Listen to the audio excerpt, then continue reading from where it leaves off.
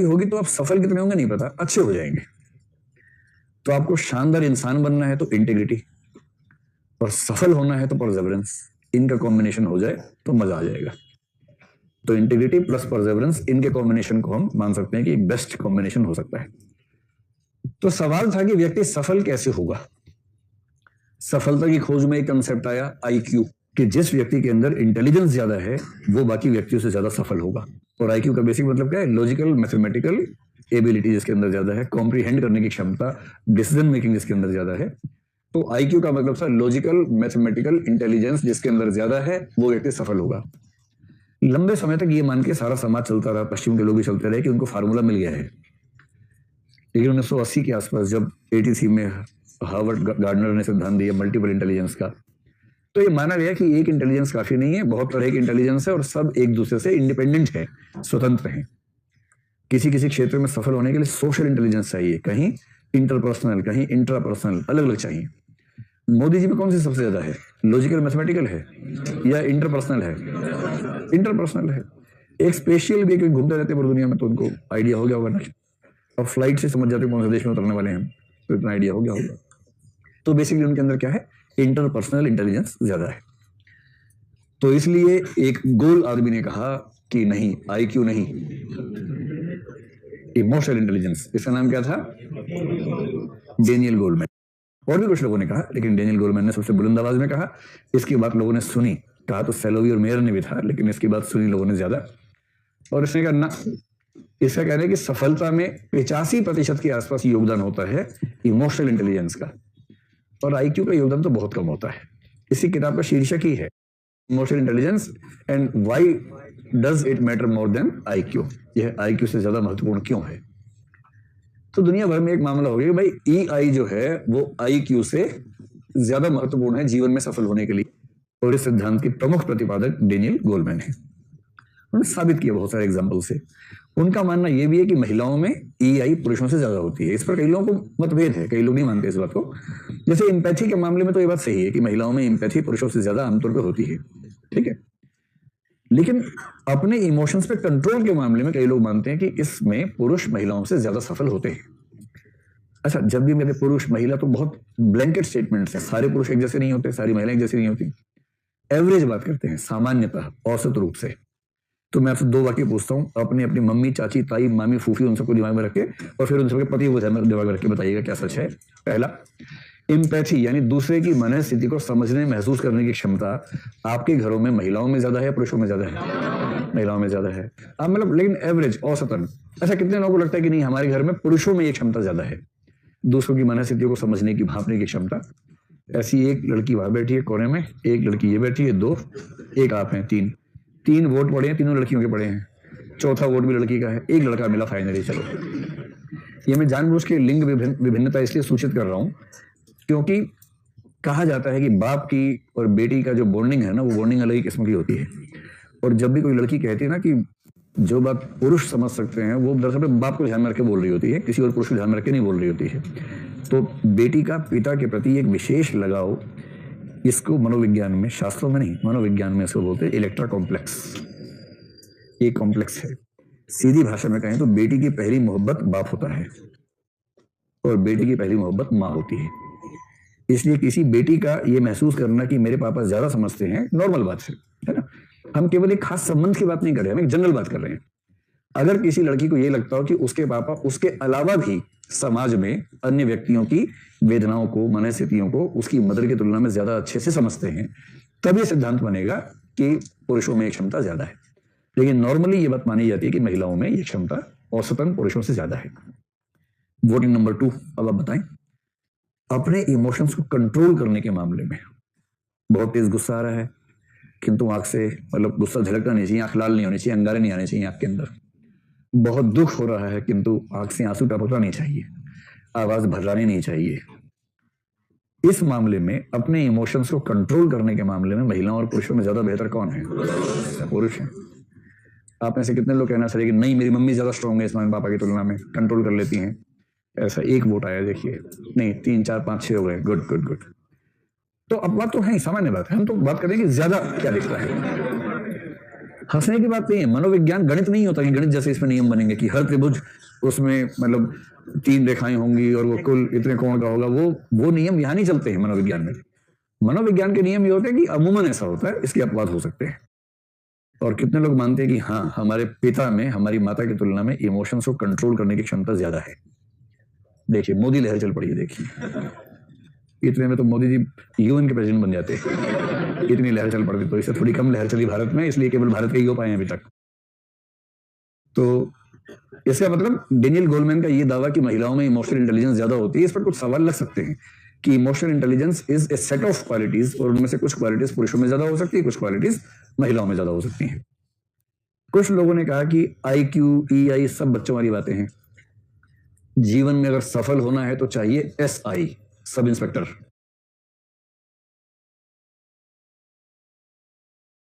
Spiritual intelligence, ये intelligence का एक नया प्रकार कुछ लोगों ने आजकल छोड़ दिया है, अखबारों में इसे जिक्र आना शुरू हो गया है। अभी एकेडमिक बुक्स में नहीं आया है, पर अखबारों में, पब्लिक डिस्कशंस में ये शब्द आने शुरू हो गया, स्पिरिचुअल इंटेलिजेंस। जिसके पास ये होगी वो जितना सफल, सार्थक, शांत और कंटेंट। देखिए सफलता का असली पैमाना ये है कि मैं अपनी नजरों में कितना सफल हूं, ना कि दूसरों की नजरों में कितना सफल हूं। इसलिए कई लोग IAS बनते हैं, कार्डर मिल गया नागालैंड, इतना दुखी कि जंगल में मोर नाचा किसने देखा। IAS बने, जिसको दिखाना था, गांव के डमरू को दिखाना था, डमरू नागालैंड आ ही नहीं सकता।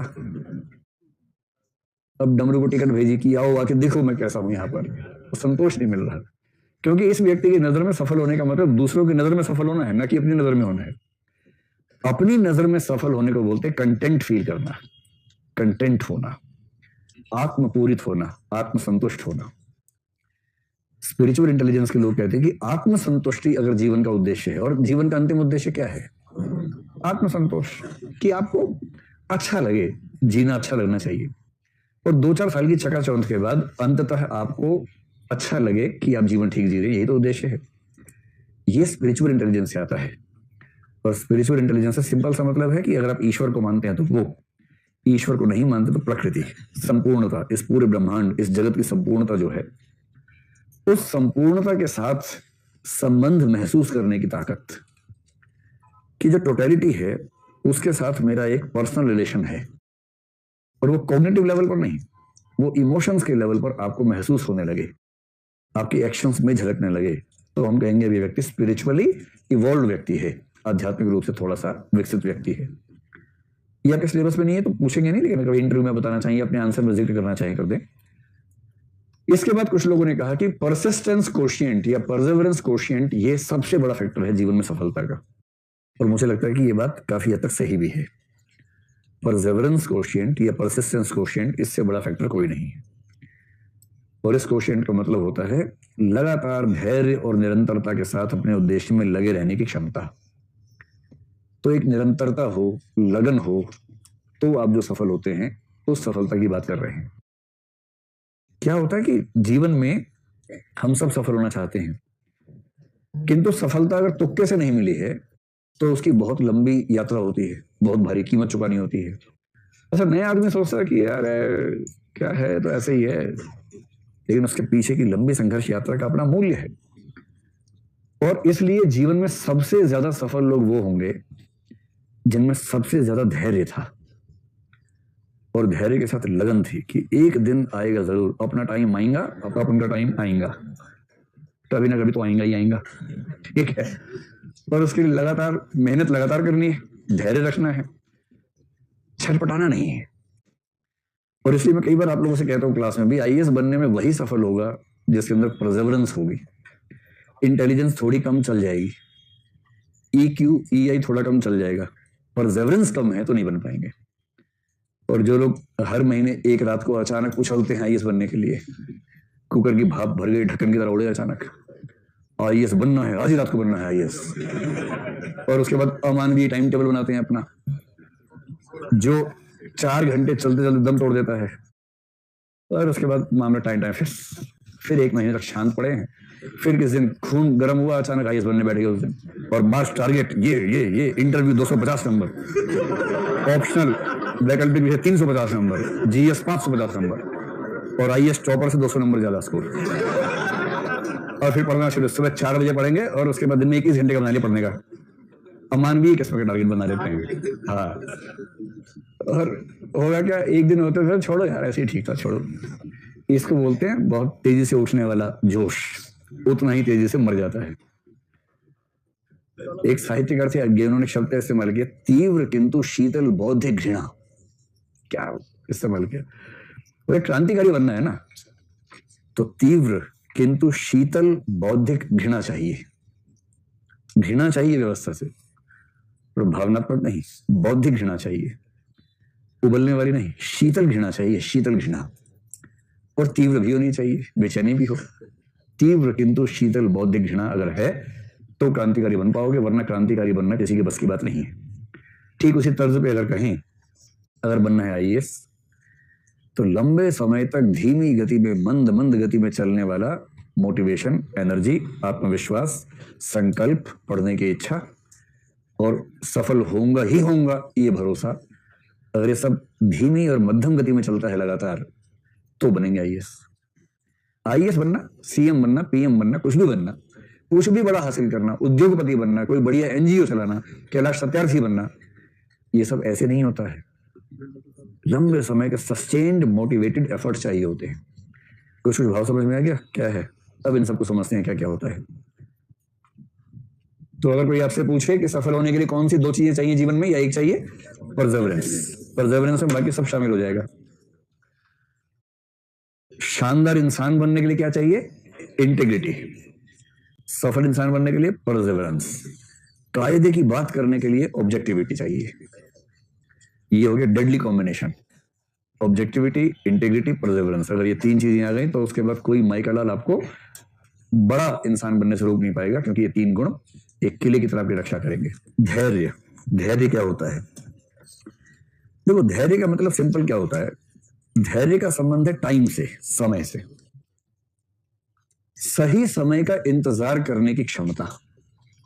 सरलतम भाषा में कहूं, सही समय तक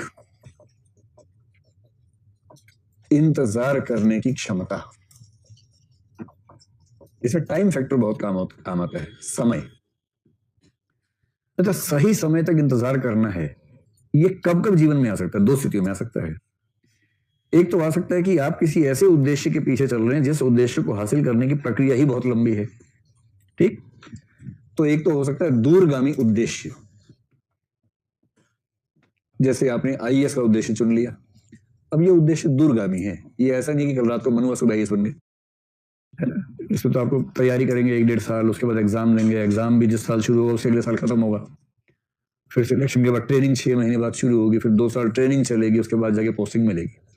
पूरी 5 वर्षीय योजना है। पहले बार में सफल होंगे तो 5 वर्षीय योजना है।